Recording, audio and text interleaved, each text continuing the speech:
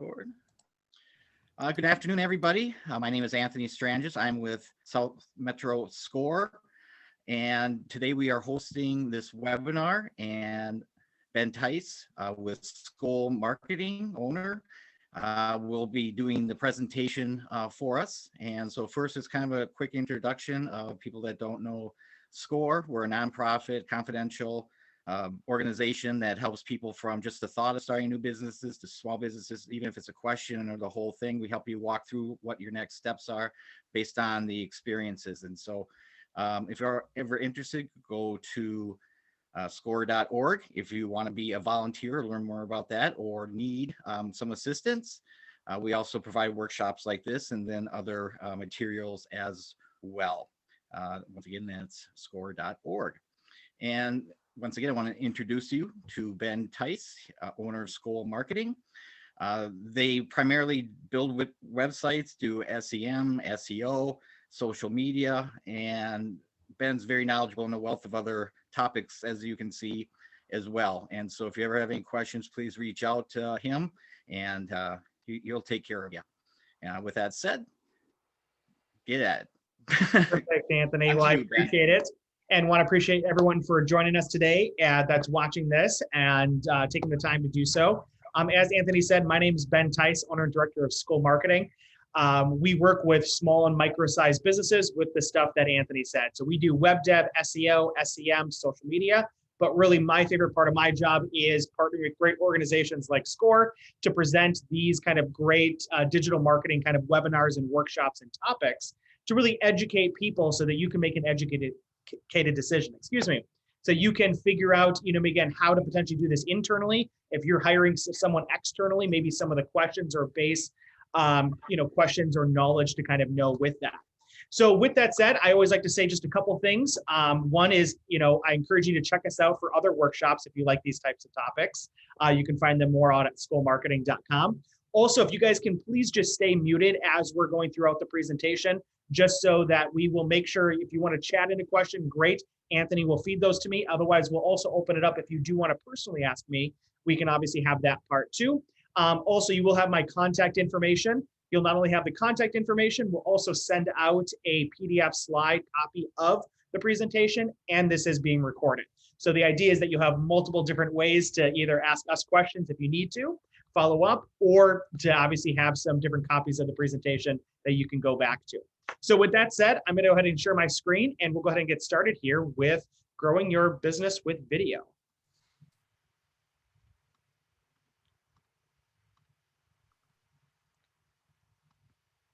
Perfect. So as I said, we're going to be talking about the power of video and really how to grow your business with video, and specifically kind of going into YouTube and social media video in general. So what we're going to kind of talk about is just kind of the growth of video. So we want to talk about why is video important. I know a lot of us have probably heard, again, hey, you should be, again, on video, you should be doing video, but sometimes it's important to realize why we should. And we'll kind of show you some stats and analytics to kind of, prove to you that this is not just a fad. This isn't going away, and it's only continuing to grow on being able to connect with your users, clients, fans, whatnot, with video. We'll then also get into a little bit of navigating YouTube, and the majority of it is also implementing YouTube. So, again, how do we create videos? And then when we've got those videos, what do we actually do with them? I know that's usually like a lot of times the big question is, okay, Ben, now that I created this cool video, if I worked with a videographer, if I took it myself, now what do I do with it? And that's what we'll kind of talk about in being actually able to implement that and give ourselves the best opportunity within YouTube to be able to, again, reap the best benefit. And then we'll also talk a little bit, obviously, about social media video. Yes, YouTube is huge and we should absolutely be using it, but also social media can be super powerful for video when it comes to creating and engaging with users. So again, just a couple stats. I know you guys can kind of read them yourself, but a couple that I like to kind of highlight is that 68% of consumers say that watching video makes them more confident online purchasing decisions. So we have over 2/3 of people saying that if they watch one of your videos that you create or that you curate, that it is going to, again, make them more confident in online purchase decisions. We also say that almost half have purchased directly due to watching a video. And then another 2/3 actually prefer watching a video to reading about a product or service. And that one's super interesting because a lot of us, when obviously we look to build websites, when we've been talking about search engine optimization, blog creation, article creation, all of these are words. And that's still important to do. Obviously, it's a great way still to connect with Google from an SEO perspective. And it's still, we have 1/3 of people that still want to read. But now we've seen this huge shift of, instead of just reading the text of you telling me about your product or service, we now have data that's showing us that 2/3 of people would actually rather watch and digest that information via video than actually reading it themselves. And that's honestly a huge shift that we didn't see, again, 4, 5, 6, 10 years ago. And so we've seen this huge paradigm shift. And if you take away anything, it's one of those pieces that not only can this potentially help you rank better, but it also most likely is going to help you engage better with your users, as well as communicate what you do, how you do it, why they should potentially either buy from you or hire you. And then also, when we look to integrate video into our website and our website and digital marketing strategy, we also see that the average user spends 88% more time on a website that has video. Now, a lot of that probably has to do with that they're watching the video and they're kind of glued there.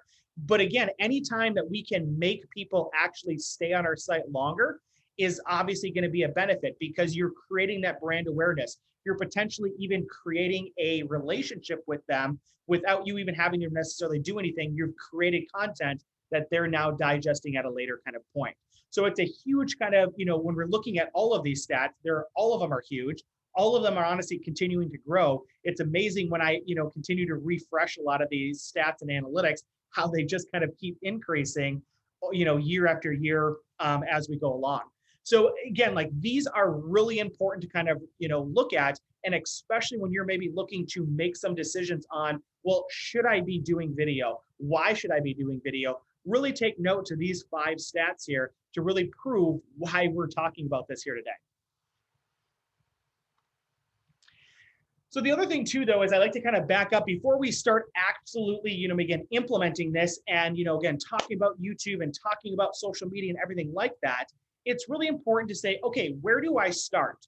The reason I like to say, where do I start, is that, to do a good video, you need to kind of prepare for it. We need to ask ourselves, or we need to make sure that we're following a couple things to make sure that we're prepared to create a good video. Now, we'll get into some ideas on what you can create video on, because I know that a lot of times is a question that people have is, well, Ben, it's great to talk about what we do when we have the video, but where do we start and what should I make the video about?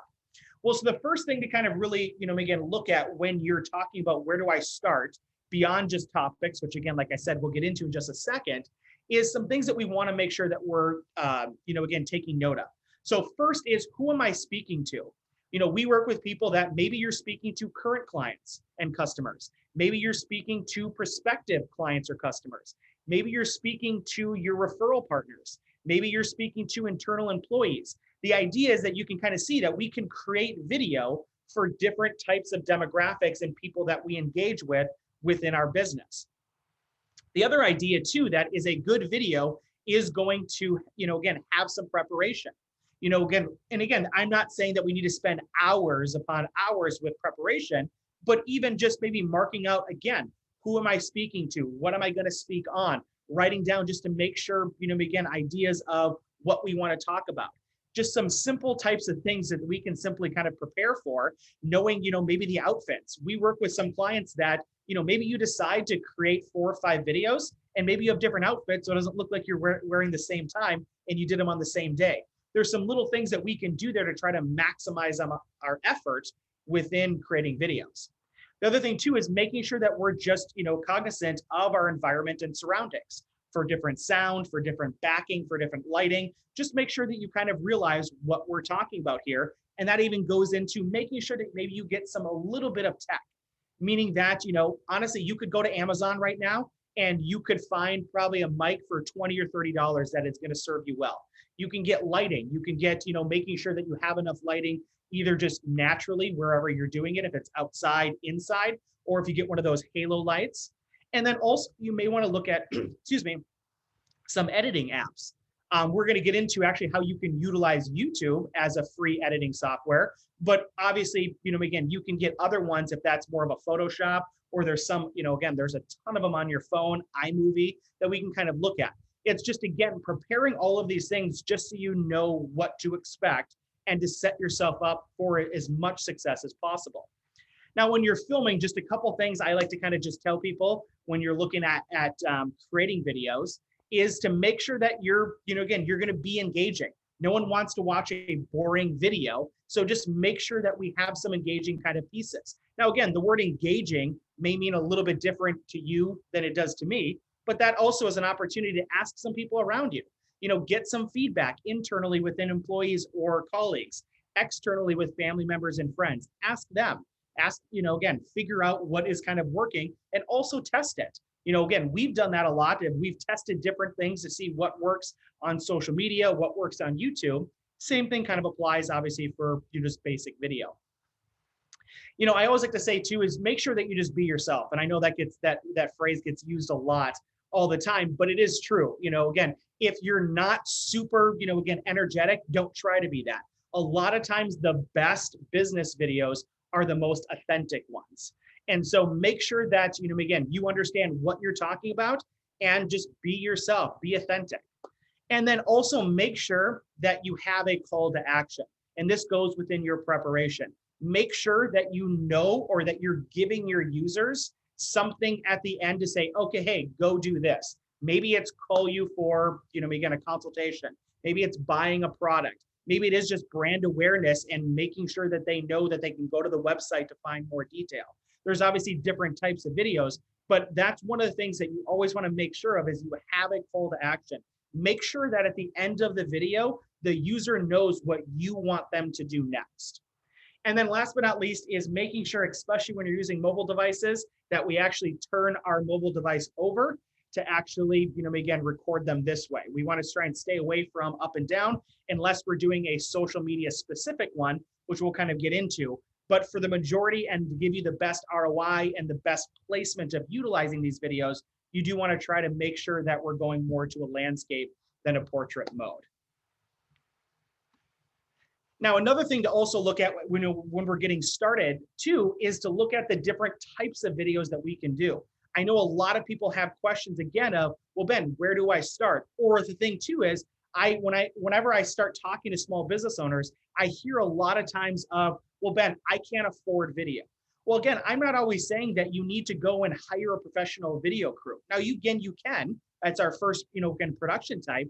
But also look at different types of videos. You can do just on your mobile device. You can do via your webcam like I'm doing right now. We can create infographic or stock video or, again, just animated types of videos. Two ones that you guys can kind of look at is called Powtoons or promo video. So Powtoons and promo video is where you can take stock videography, you can take a lot of templates, and you can actually make animation ones. I think it's important to realize that a lot of times people think that, hey, I need to be on camera. I don't want to be on camera, thus I'm not going to do video.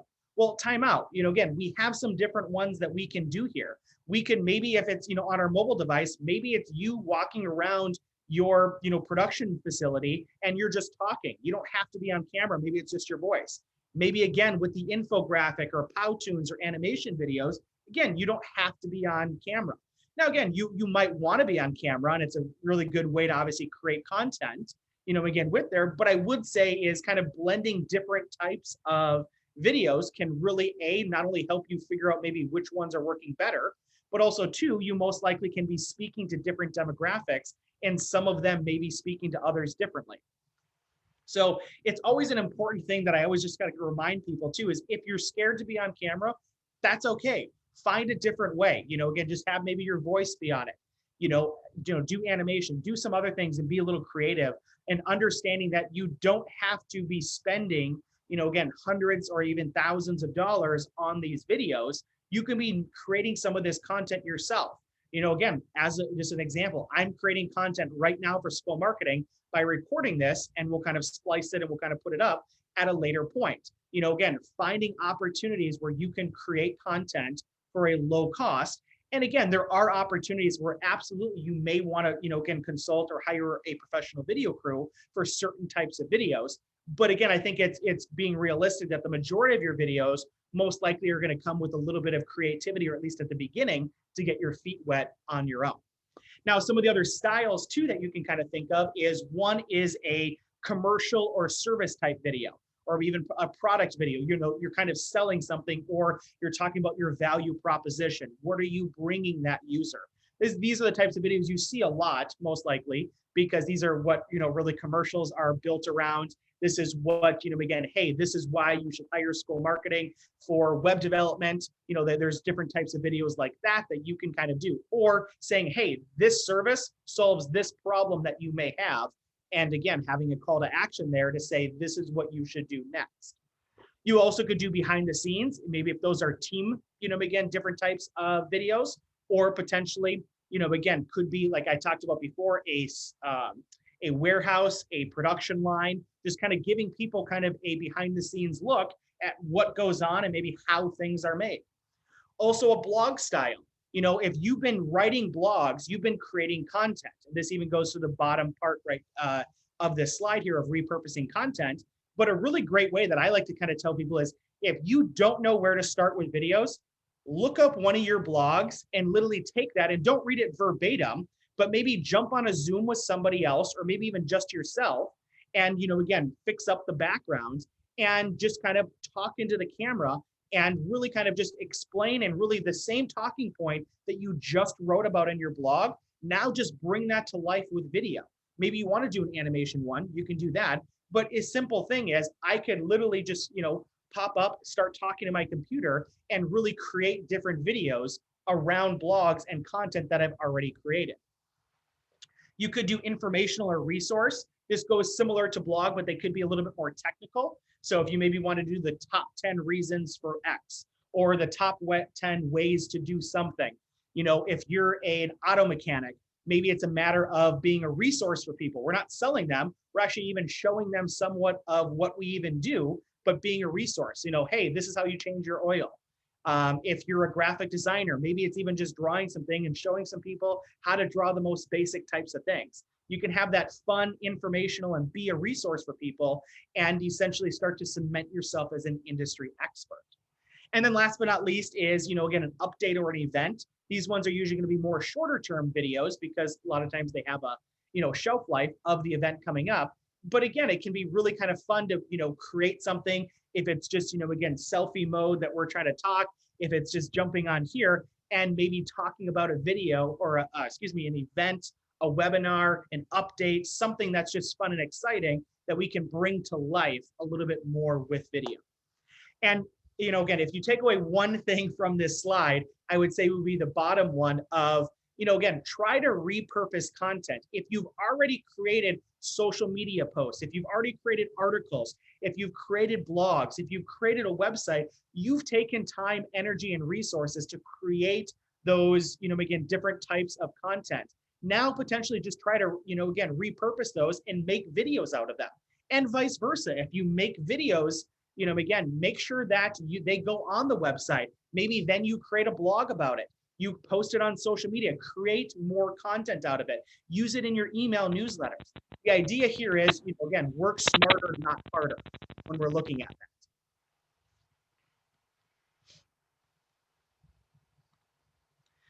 So now getting a little bit more specifically into YouTube, I just always like to kind of mention just a couple things, is just so you guys, if you didn't know, YouTube is owned by Google, and YouTube is actually the second largest search engine in the world. So it's actually kind of, again, not only is it a great way to get exposure for our videos, but believe it or not, if we do things right and we create the correct videos, if we optimize them the correct way, we could also look to capitalize on the second largest search engine in the world of YouTube. Obviously, we can go after people on a mobile device, on a, again, computer or laptop, and everything like that that comes with YouTube.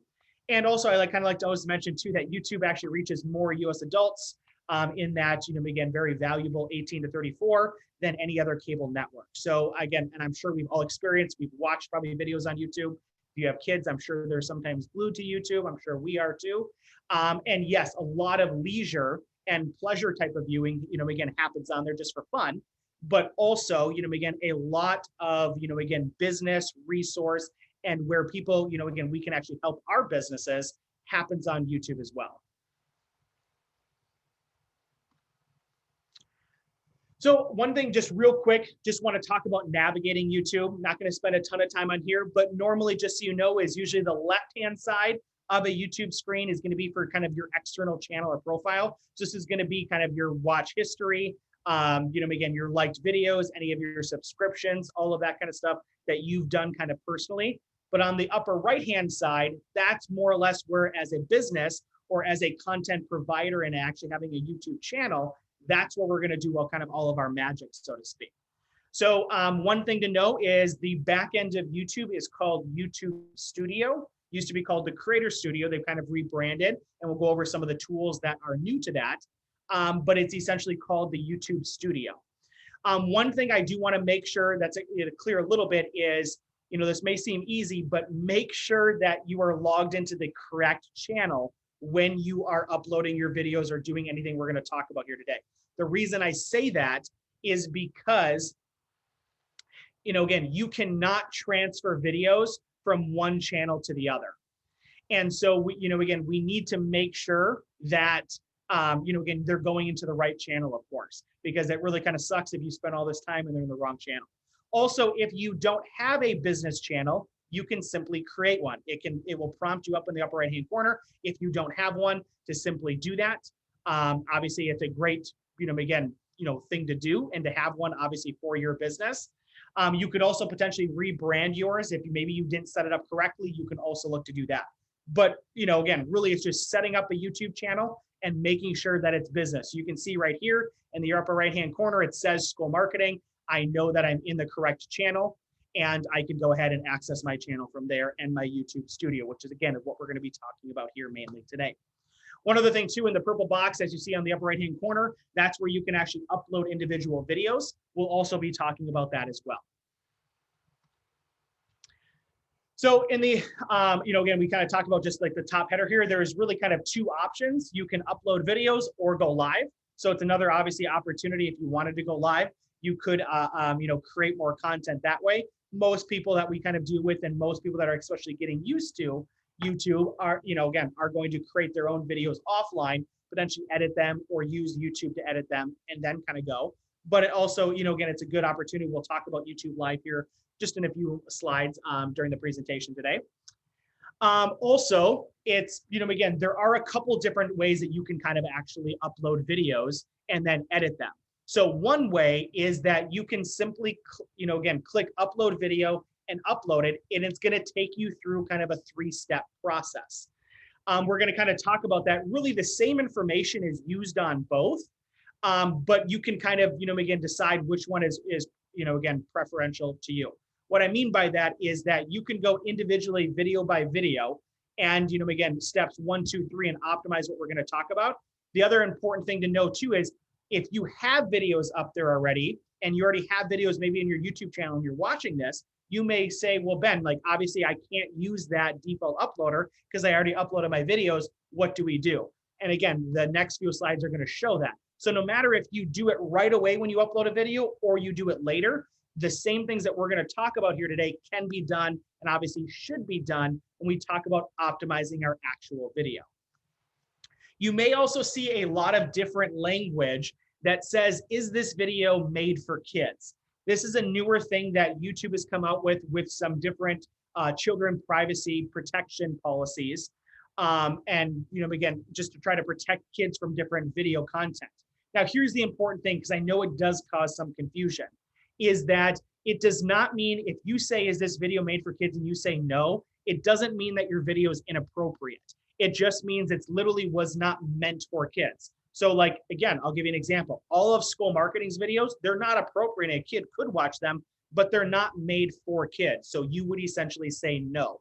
I can most likely imagine that the majority of us watching this and attending here today are probably going to say no, because the majority of us are probably not creating content specifically tailored towards kids. Now, if you are, great, and then click yes. But I just want to clarify that it does not mean that your videos are inappropriate, and it's okay to say no, that this video was not meant for kids.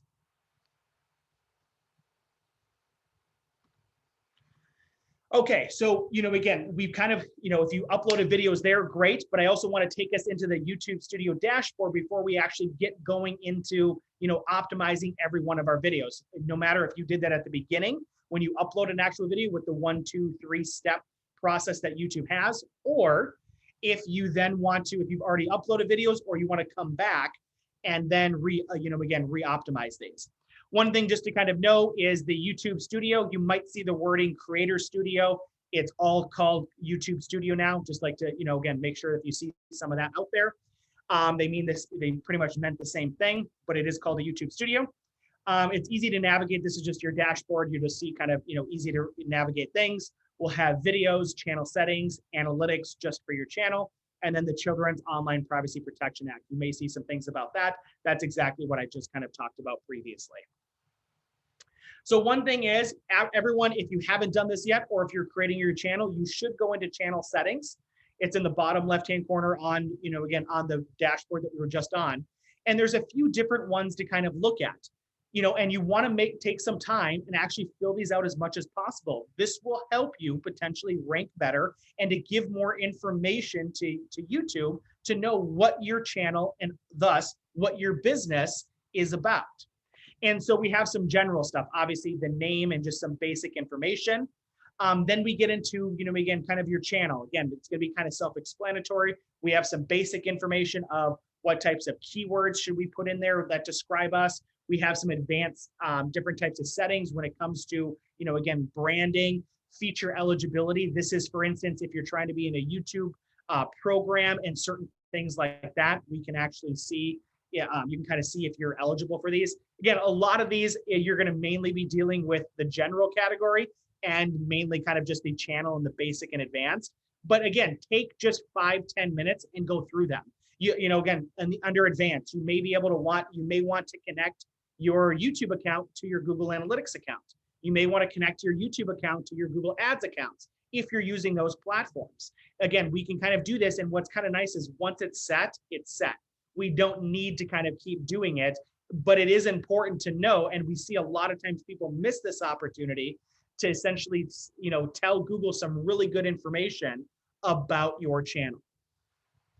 You also can do upload defaults. So if you're uploading very similar videos and maybe you want them to go in playlists, you want them to say a certain thing, you want them to have a watermark, all of those different types of fun things that you can do, you can actually set them up in your upload defaults and be able to kind of just, again, control that and maybe save yourself some time if you're uploading very similar videos. And last but not least is permissions and community. Permissions really kind of cool because this is, you can now just give access to your YouTube channel. So you don't actually have to give out, again, your username and password. So if you're working with Skol Marketing, hypothetically, you could just make Ben Tice a user of your account so I could access it and help you optimize your account. You don't necessarily have to give me your, your username and password. So it just kind of gives some more protection that way. And community is a lot of kind of like comments and just different things like that we can kind of see. Okay, so now getting a little bit more into the fun stuff of now how do we actually apply this and where do we kind of go from here?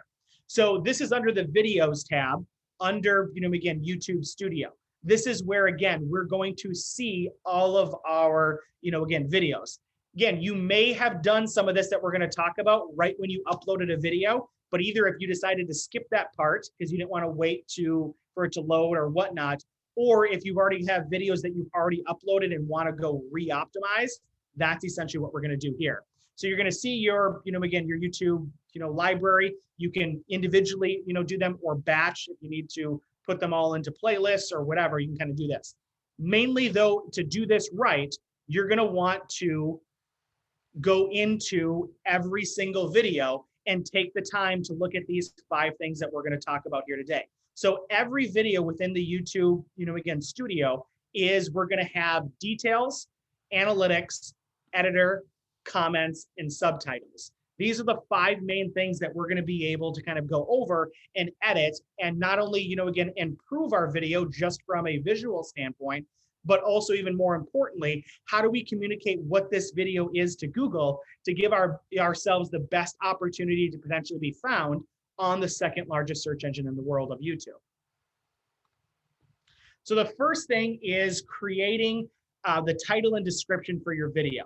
Now, this may seem, again, pretty basic, and at the basis of it, it is, but it is one of those things that is super important. So a lot of times what I recommend is creating a creative keyword-laden title that's split into 3 different pieces. The first piece is going to be a quick reference to what your video is about. Maybe a question, maybe a product, maybe a service, again, maybe it's a problem. But essentially is if you had to quickly, it doesn't have to be a sentence. A lot of times it's not going to be that long, but in a quick phrase, how would you describe what that video is? Now, again, if you can use a keyword or 2, it's absolutely going to be beneficial to you. The next piece, though, that you want to do is if your video is location-based or could be improved upon being, again, related to a location, we want to put that in there. Hypothetically, maybe it's Minnesota, maybe it's Minneapolis, maybe it's Duluth. Depends on what your video is about. Now, again, there may be some videos that have nothing to do with location. That's fine. And you can just essentially kind of skip that and move on. But, again, if you are a local business, local service, local provider of some sort, and a location would be beneficial to you, then make sure we put that in there. And then last but not least, when it comes to the title, we also want to make sure that our company is also included in there. So, again, and how you divvy these up, you can figure out the punctuation that looks right for you. If it's dashes, if it's commas, if it's bars, whatever kind of works for you. But the idea is that, if it's applicable, we have these 3 different components to, again, describing what our video is, applying a location if it's applicable, and then having our company name on those videos as well. Then we want to move into the description. And what's kind of nice is you have 5,000 characters to kind of play with. So a character is going to be a space, again, a punctuation, a letter, a number, anything like that. So you have quite a bit of space to kind of deal with. So it shouldn't be any problem getting these 3 main components in there. A lot of times I always tell people to start with, this also could be part of your call to action, kind of start with the URL of where people could go to get more information about what your video is about. If you're selling a service in your video, make sure we send them to the specific landing page. If it's just maybe a general video, maybe we send them to the home page. If it's maybe the contact page, a product page, whatever it is, you essentially want to send them to a page that's applicable to the video that they could, again, learn more. Again, it's going to be one of your kind of call to action or helping with that call to action. The other reason that we want to start with this first is that when a YouTube video is played, a lot of times there's only going to be enough room for about a 1.5 to 2 sentences of text that people are going to see, and then they have to read more. Well, again, if we can put our most valuable piece up there, which most likely will be a call to action, getting someone off of YouTube to our again, website, that's going to carry a lot of value, and thus why we want to have that, be there first. Now, one important thing to know about, though, when we talk about inserting a URL into a YouTube description, is you have to do it as what we kind of call the ugly URL. What that means is you can't just say, find out more, go to www.skolmarketing.com. That won't work because it won't read it as an actual link. It'll just read it as actual text. You actually have to do the HTTPS : / all of that kind of stuff. So a lot of times what I tell people is literally just open up the page in another browser or another tab, simply copy it and then paste it in there. Then you'll be confirmed, which is really kind of nice, is when someone's viewing your video and they're looking at the description, they literally can click on it and then go to that destination. So we want to start and make sure that we have that. Then what we want to do is we want to take 3 to 5 sentences. You could even do, again, more if you'd like, but at least 3 to 5 sentences describing what this video is about. Now, again, try to use some keywords in there. Try to, again, know that we're not only talking to a user, but we're also talking to YouTube / Google to explain what this video is about. So at least take 3 to 5 sentences to really explain what that video is going to be about. And then last but not least is having a boilerplate, usually 2 to 4 sentences, maybe 5, of what your company is and does. A lot of times you'll maybe take the brief description you use on Facebook or on Google My Business, something like that, and you can just use that as a boilerplate. So every video should be tagged with a small description of what your company does. Again, this is also helping with adding in those keywords, as well as obviously even communicating to some users on what you kind of do. We also like to kind of bury that down because, again, we don't want to come off as just in someone's face selling somebody something, depending on also what your video is about. If it's a resource video, even if it is you're trying to sell them something in a service video or a product video, obviously we have to do that in a kind of a creative way. So with the title, we have 2 to 3 pieces depending on location. With our description, we have 3 pieces with our URL, description of our video, and then description of our company. And then a couple other things that we can look to add to these as well. One is called tags. These used to be used by Google a lot more than they are now. Tags were essentially you could put in kind of meta tags, different types of keywords, actually very similar to the screen you saw prior for your channel. We actually can use keywords in there to describe what our channel is, but on specific videos, Google and YouTube doesn't really use these tags as much as they used to. The only benefit would be is that if there is a very specific either kind of misspelling or very specific branded term that you use that could be beneficial, that is, again, obviously sometimes, misspelled, or if someone, there's a very specific either term that you made up or very industry specific that you can kind of put into there. But just know that general terms now just aren't really utilized in meta tags, again, within YouTube. And then last but not least is the thumbnail. So if you're familiar with YouTube, a lot of times, or they will, not even a lot of times, every time, they will actually give you 3 different screenshots or thumbnails to choose from. Now, you may have experienced that some of them aren't, even out of 3 of them, none of them work. Well, you can actually upload your own. So you can even play around, with creating your own, if it's on Photoshop or Paint or whatever, again, platform you use. Or obviously you could take a screenshot of your video to create a custom thumbnail, or you can utilize one of the 3 that Google and YouTube are providing you. It is something kind of fun to sometimes play around with to see if you can get more attention with some of your different thumbnails. Again, it's a strategy we've utilized with some of our clients and even ourselves with kind of playing around that. And there are some instances where trying to be creative with your thumbnails, either, again, custom ones, or potentially utilizing some of them, you can kind of see potentially what might work.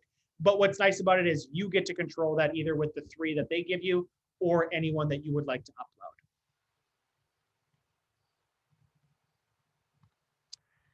So next is going to be the editor. So a lot of this, just quickly going back to details, this again is going to be good information for a user looking at your video, but also just as important is the information that it's communicating to Google and YouTube for being on the platform and for you giving as much information as possible about what is on that video. Next is going to be more of it as an editor, which is more or less going to be more beneficial to the user, because there are some different things and different tools that are completely free that we can look to do to actually try to improve our videos. So the first is called the trim feature. This is going to be us, essentially being able to trim our video. So splicing it or kind of cutting off, again, the end piece, the beginning. A lot of times, when we're starting out, or even just when you're doing your own videos, a lot of times that beginning part of your video probably isn't what you want it to be. You can actually look to kind of, trim that out. There's also a blur feature. What this will allow you to do is maybe you don't have consent, you want to be careful, and you blur out someone's face or a kid's face or an address, a license plate. You can actually go ahead and blur something out, again, on your videos. You can also do audio and end screens. And actually, I'm going to get into audio here as well. The idea, though, is that you're able to do, again, these things to your videos to, again, to really kind of up the production value. And they're all kind of free. So the audio one is something that I really love to kind of push and to show people, because what's really kind of nice is I'm sure, obviously, we've seen videos that have jingles on them and stuff like that. Well, you can actually do this within, again, your YouTube studio and within your videos. There is actually over 150,000 free, copyright-free jingles and tracks that you can search for. You can search for different genres, different types of things. And what's kind of nice is you can position them on anywhere on the video, and you can fade them in and fade them out. So you can really up your production value by adding in audio. Like for instance, I'll give you an example. We work with a client that does Christmas lighting decoration. Well, a lot of times they'll send me videos, and these houses are, again, obviously just like any houses. So, they're next to roads or whatnot, and there's a lot of dogs barking. There's, again, cars going by. You can kind of hear things like that. Well, then what we can do is we can essentially just wipe out that sound, put in a free audio track that, again, that YouTube provides us that's more Christmassy. And now we've just really elevated that. And so the video of them going around actually installing the Christmas light or turning on the lights and seeing, the cool display that they just built is now just amplified because of audio. And so really it's just a way that you can really increase your production value by something as simple as just adding in those tracks and fading up, fading out, or doing whatever you may like. So highly encourage you to take advantage of the audio. You also, just so you know, is you can upload your own. So hypothetically, maybe you did a video and then you did it your own soundtrack, or like you decided to redo your dialogue. You can also upload that as your own as well. But this is something that's completely free that's included inside YouTube Studio for you. Also is an end screen. This is something that can absolutely help you with the call to action, as we kind of talked about. So there's some different things that you can do with this. Is you can add an end screen to the end of your videos to kind of help with either another call to action or your initial call to action. So you can kind of create different templates. You can tell people, hey, why don't you watch this video next? Why don't you check out this playlist? Why don't you subscribe to my YouTube channel? Why don't you check out my YouTube channel? Or potentially even, why don't you check out this link? Now, some of them may be available to you and some of them may not. Sometimes it goes into if you're part of certain programs, how long, and if your account is verified and things like that. But you can kind of play around with this and it will tell you what you need to do if you don't have one of those, or if you're not eligible potentially for one of those. But what's really kind of nice, again, this is an opportunity to control what that person does next.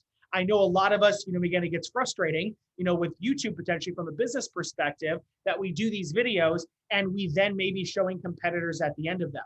Well, this is something that you can do from an end screen to start to kind of stop that, or to control your users a little bit, not negatively, but in a positive way of saying, hey, you enjoyed this video. Why don't you look at this one next? Why don't you go to my channel? Why don't you subscribe to my channel? To obviously build up that potential, just like getting a like on Facebook or whatnot, we can get those subscriptions to our channel.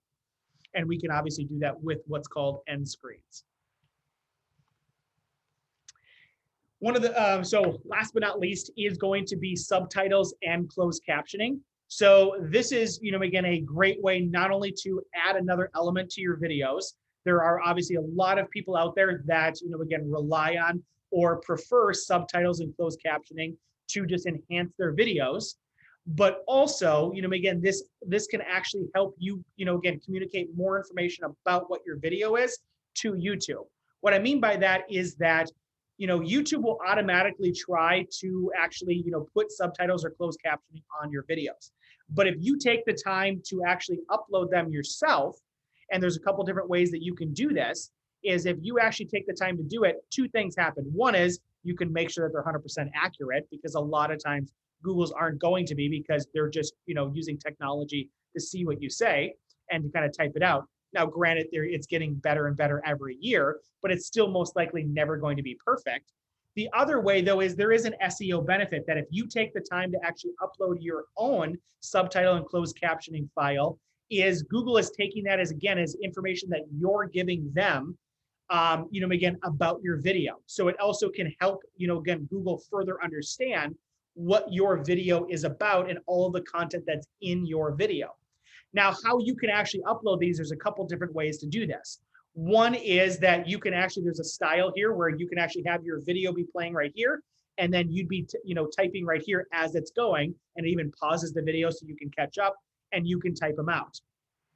Another way would be that you can actually create your own script offline and your own, TXT file, and you can upload it. If you're working with a videographer, a lot of times they'll just have that for you and give that to you. And last but not least, and this is actually something we at Skol Marketing have utilized several times, is you could go onto a platform like Fiverr and hire someone for maybe $5, $10, $15 to kind of watch your video and then create a closed captioning or subtitle transcript for you. What's obviously really nice about that is your video is public. You don't have to give them access to your account. They simply just watch it. They create that script or that file for you, and you can kind of upload it. And again, at the end of the day, it's pretty cost effective to do. So there's a couple different, again, ways that you can do it. But at the end of the day is not only take the time to do this for your users, but also take the time to potentially even help yourself further with communicating more and more information to YouTube and Google about what your video actually contains. Because again, this is going to be a full script of every word and what was talked about in the video. I mentioned this at the beginning of YouTube Live. So YouTube Live is a really good kind of, again, platform to look at if you are looking to have a live event. It's really kind of fun. We've done some, worked with some nonprofits and some other businesses to broadcast their presentation or event or whatnot live. Also, with a lot of things going more digital, this obviously could be an opportunity for you. What's really kind of nice is that, people don't have to have an account to kind of watch it. People are very usually familiar with YouTube. You can embed it just like any YouTube video. So it's very easy to get to. There's also really kind of nice, there's a live chat functionality kind of built into it, so you can kind of manage that. And then also, after every YouTube live video is complete, it actually just turns right into a YouTube video. So a lot of times where maybe you'd be doing that anyways, whatever you're recording there is, again, you can have that right on the platform and cut out one more step of uploading and doing all that kind of stuff. So YouTube Live is, again, pretty fun and kind of a cool, useful tool if you're looking to have kind of a live event and want to cut out that middleman, as well as get some cool live chat features and some live analytics of, who's on your, again, event, where are they coming from, all of that kind of fun stuff. But something potentially to kind of check out if you've never heard of YouTube Live or you're looking potentially for another platform like that. Also, it's important, again, I've been mentioning this throughout the presentation, but the impact of video on SEO is, again, beneficial and is honestly, when people ask me now, Ben, hey, again, what should I be focusing on if I really want to improve my SEO? And again, reminder that SEO is search engine optimization, that natural relationship between you and Google. Essentially, at the end of the day, how do we rank higher on Google when someone's looking for our products and services and they don't know we exist? And video is a fantastic way to be able to improve your SEO. And the reason for that is there's a couple different reasons, again, to do that. One is you can almost think about it similarly to blogs. Again, creating blogs are a great way because just the notion and the activity of creating blogs is you're creating content, which Google likes to see just the activity and the effort of creating that content. And then individually, those blogs are potentially, again, something that someone could be typing or, again, searching for. So not only does the blog just in general have a lot of keywords that gets associated with my website, which then gets associated with my company to have Google further understand what I do, but then someone could actually be looking for that blog. More specifically, or it could be an answer to one of their search queries.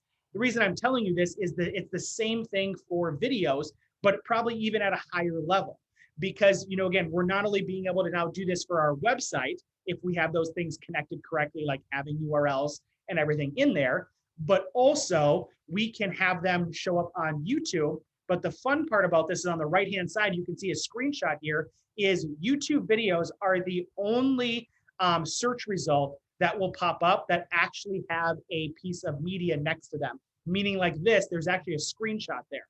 Why obviously that can be beneficial is one is you could have your YouTube video show up as well as potentially like your, again, your website. So it's an extra opportunity to show up in a search result.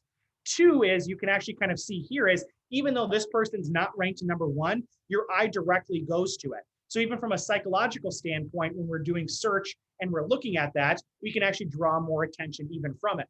So really when we look at it, videos have all of these different types of values. They have the value of obviously marketing. We talked about those stats at the beginning of why it's important and people doing them, but also it's at the end of the day going to help us rank better and potentially get found to obviously do what we do as a business to either sell something or help somebody with a monetary, again, type of purchase or hiring. So, again, that's really where we want to kind of talk about, again, kind of being selfish, so to speak, from a personal standpoint of what videos can do for you. And again, going back to, I kind of said this at the beginning of this slide, is when people ask me, hey, Ben, what's the number one thing I should be focusing on right now for SEO? It is videos. Because another really kind of cool thing is there's a lot of times lower competition. I can almost guarantee you that when you start auditing some of your, or start looking at some of your competition, I can guarantee you that they probably have more blogs than they do videos. And, a lot of people, it's pretty much a staple that, again, blogs. Well, videos take a little bit more time and effort. And anytime we do that, we're going to lose some people out there. Well, it's a great opportunity potentially to have some lower competition or a competitive advantage on there to, again, to get over somebody or a competitor in your rankings. Also, what's really kind of cool is obviously with, again, Google owning YouTube, there is a lot of cool analytics that you can kind of do. Some of these, again, may seem pretty obvious, hey, we can get, where people viewed our videos at. We can see how many views there were. We can, do different date ranges and stuff like that. But there's some kind of cool things. Demographics, we can actually see, the males versus females, age demographics. There's some actually information that YouTube can pull and actually display for you. My favorite one though, and the one that you guys should really kind of pay attention to, is called retention. So retention is going to be that when someone clicks play at the beginning of your video, 1 second into it, there's 100% of people still watching that video. But what happens 37 seconds into it? What happens 4 minutes into it? What happens 10 minutes into it? Obviously depends on how long your video is. But, again, as your video goes along, you can actually see who is continuously still watching that video or who potentially has stopped. This can be fantastic to figure out, again, to figure out where we maybe should place our call to actions, to make sure that people are actually watching our video if we're spending the kind of the time there. And also it could allude to that, okay, well, maybe this video is too long and maybe we should, splice it up into smaller ones. Maybe that's the case, maybe it's not, but retention can really give us a qualitative analysis of what people are doing on your video and making sure that it's connecting with them for the whole, again, length of that video and what it is. So it's a fantastic, again, stat. I love looking at retention for that exact reason. Also, traffic sources can be a really good one of where people are viewing your videos on, especially if you start embedding these or sharing these on different platforms. It can be a really good way to kind of see where people are viewing those on.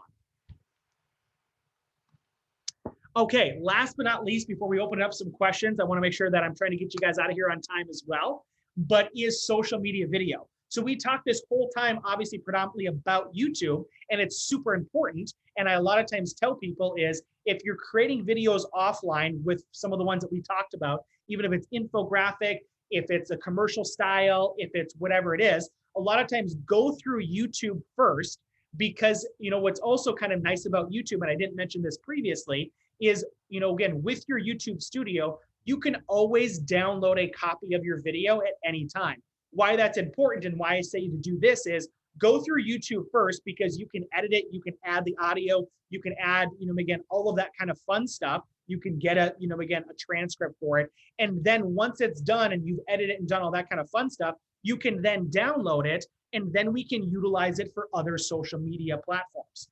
Now, again, one thing to look at when we're dealing with social media is that Facebook, Instagram, LinkedIn, and Twitter have their own video platforms. What that means is it's just on that specific platform. So like Twitter video is just on Twitter, Facebook video just on video. But why this is important is that back in the day, I would more or less tell you just to share your YouTube video, your link. And, again, we'd go about that way. Well, what Facebook and Twitter and, some of the other platforms have done is they actually kind of de-rank some of those, again, YouTube videos, and they won't get as much traction. So to get the most out of your video and video exposure, the best is to take that video file that I just told you to, after done optimizing on YouTube, to simply download, and you're going to upload the raw video file to Facebook. You're going to upload the raw video, again, file to LinkedIn, to Twitter, and that's how you probably most likely have seen on social media sites where people have videos auto playing and things like that. Now, it's important to realize and to know that, SEO versus marketing. What I'm talking about there is that YouTube is going to give you a better long-term SEO impact for your video, whereas social media is going to be more of an instant kind of marketing impact. So it's kind of funny because, you know, the value of social media when you post that video is going to be up here and it's going to kind of peter over time. Whereas with YouTube, it's going to start down here and it's going to grow over time. That's why you want to utilize both, because we can take advantage of instantaneous, again, value as well as long-term value.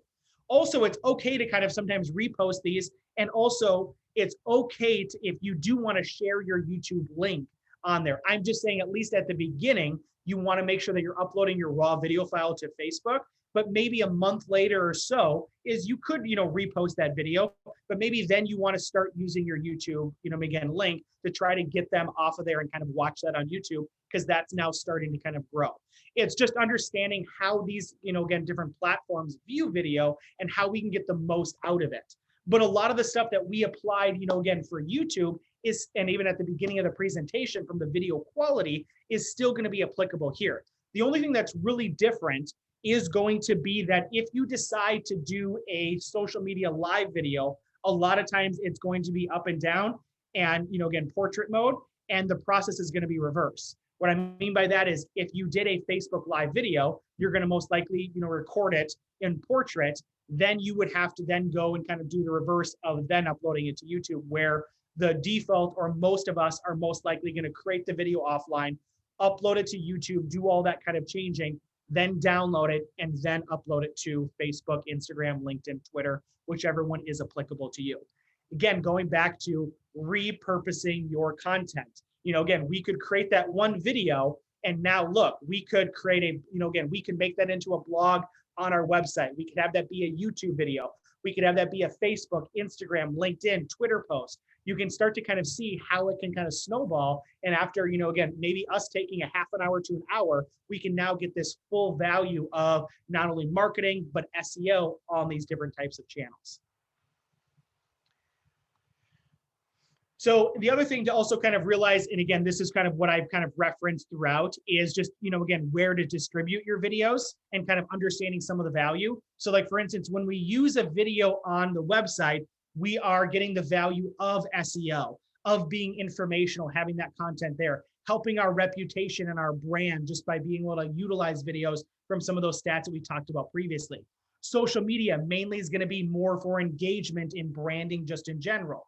Whereas email, we can use them obviously within potentially email newsletters, or just, referencing them, having the links, is it gives them potentially more a call to action or informational. So, and these aren't obviously just the only ways that we can kind of utilize these, but these are the three main ways that you're going to see, again, videos being utilized on those specific channels of your website, your social media, and your email. Again, just going over the thing that I've already said is repurposing content and trying to use as many channels and trying to use that content in as many ways that we can morph for that actual channel. So with that is, I know we're button up higher on time, so I just want to kind of do a quick recap and kind of open it up for questions. Again, I appreciate you guys bearing with me here. I know it's a lot of information that we're kind of going through, but just realizing again, the growth of video, that, one of the biggest stats that we talked about is 66% of people now say that they prefer to watch a video rather than reading, a page or content about it. Looking at, YouTube, looking at uploading our videos and making sure we have those three components to the title if the location's applicable, having those three components to our description with our URL, our description of our video, our description of our company, going through and making sure we can improve all these videos as much as possible. Understanding that this does have an impact on SEO and can help our website and our web presence as a whole do better. And last but not least is the social media impact. This is now providing us content that we can share on social media, either maybe long-term with some of our YouTube links, but even more short-term, actually uploading that raw video file to get the most out of it and get the most instantaneous impact. So, really what you should be looking at is if you're looking for a strategy for 2021 within digital marketing, it absolutely should include video. And that may be you just starting out. Again, it's okay. Start with, jumping on Zoom and recording you maybe talking with a friend or you just talking to the camera. Use a blog, do an infographic video if it's with Powtoons or Promo or iMovie. Create something just to kind of get it going. I always say this to people is I know that when you start doing videos, just like anything, you're probably not going to, they're not going to be as good as again, probably year, 2, 3 years down the road. And you may not like them, but realize that it has a profound impact on your SEO, on your content creation, and can be super beneficial to you. So with that said again, I'd love to open it up for if we have any questions. Obviously we can go via chat or you can even unmute yourself and we can ask them there. All right, this is Anthony once again. Let's just first go through the chat. In addition to some questions, we had people participating in some answers. And so I'm going to just kind of read through them, and some might be just a little out of order. And I'll just see, Ben, if you want to add on anything to these statements. Sound good? Yep. The first one was an affordable portable lighting recommendation. And I'm just going to spell this because I do not know how to pronounce it, but it's YONGNUOYN 300 Air LED. I use 2 in my office and it just cut out on me. Let me get back to it. I use 2 in my office for filming Zoom fitness workouts, really bright. I also have 2 Amazon basic tripods. Do you have any other lighting recommendations that you? I mean, again, I just like on Amazon, some of the recommended ones, honestly, again, like in today's world, the technology for lighting and especially speakers are just, it's pretty crazy. So my thing is, again, like just look on Amazon, see what kind of fits your budget and kind of play around with it. But honestly, you can get some 20, 30, 40, 50 bucks. Again, we're not talking hundreds of dollars that you need to be able to do it. Okay, someone just kind of supported a great idea to repurpose blog content to short videos. Then we have Ben, what recording devices would you recommend? I usually use my iPhone, but I need to upgrade. Yeah, so I would recommend getting, again, it kind of depends because again, sometimes, again, if your iPhone's newer or something like that, you might be able to just kind of do it out there. But if you're going to be doing these regularly, and especially with mobile devices, if you start going outside and doing those types of things, I highly recommend getting a mic. And like I said, you can really just look on Amazon and look for them. And you shouldn't be spending more than $30, $40 to get one. Even just a basic one would be, again, really nice. You don't need a huge microphone that you're kind of holding, just even something maybe clips on, or sometimes they even have them in the ear. They have different kind of ones there, but I would say it kind of depends on what video you're doing. But most often we a lot of times find that it's a little bit just better quality, especially when you start having an environment introduced to it, to have some type of mic. Okay. Do you always need to use a Gmail account for your business ? Can we use, for example, xxx@companyname.com email address?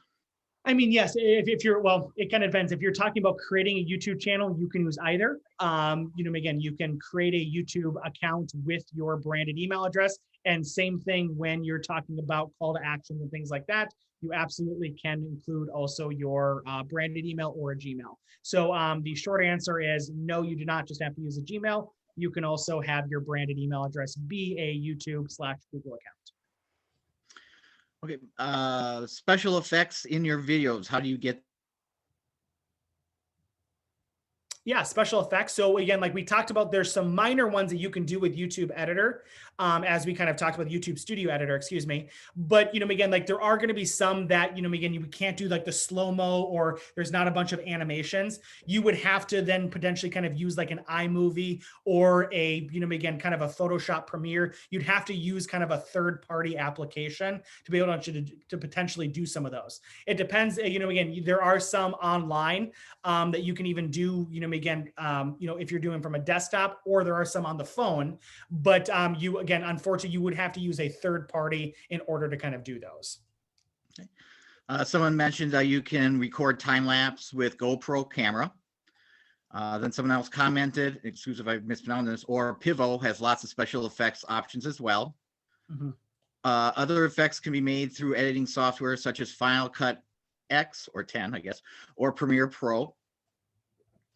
DaVinci Resolve is a free video editing software that I use, and then provided a URL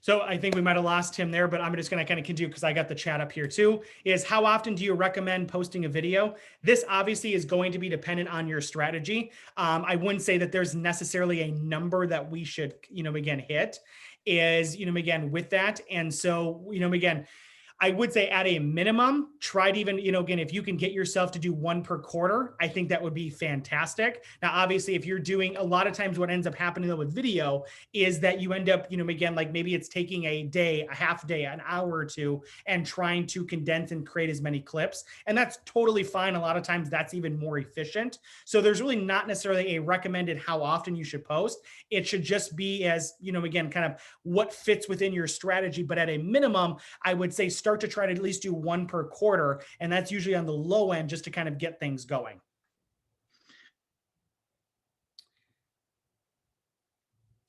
So I'm sorry, I'm just looking through some of the questions here. I appreciate some of the comments. Thank you guys. And I think that kind of takes it. If there's any other questions, please let me know. I'm more than happy to answer questions outside of this. One other thing that I did want to talk about is that, again, feel free to connect with me via my information here. Also check out our other workshops on skolmarketing.com/workshops. And, again, the other thing too is that we also, if you want some more information or want some more help, please note that we do free consultations. This isn't a sales pitch. If you want to talk about our services, awesome. I just know that obviously we're talking a lot of times in general, and we need, sometimes we need a little bit more help with, okay, hey, Ben, can we get this start? Can you help me get my YouTube started? Did I do it correctly? Can you help me with this one video? And we always just kind of want to help people a little bit further sometimes than we're able to individually with our workshops. So again, it's no obligations. If you want to take advantage of it, just simply email us. If you do have questions about our products or services that we offer, more than happy to talk about that too and how we can help your business grow. But with that, I do want to say I really appreciate you guys taking the time to spend with us here today and to chat about, again, using the power of video to grow your business. So with that, I hope you guys all have a great day, and Skol.